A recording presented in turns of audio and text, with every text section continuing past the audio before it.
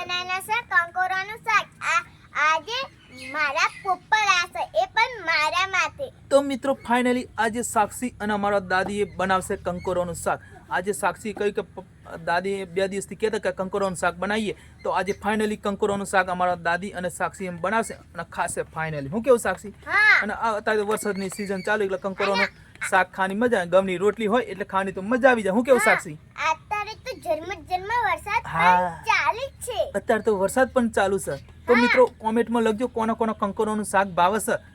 કોમેન્ટમાં લખજો અને કોમેન્ટમાં જરૂર લખજો કોના કંકોરાનું શાક ભાવે એ પણ કોમેન્ટમાં જરૂર લખજો. કંકોરાનું શાક અને ગવાની રોટલી ખારી તો મજા આવી જાય. તો આજે ફાઇનલી સાક્ષી ખાઈને જ રહેશે કંકોરોનું શાક.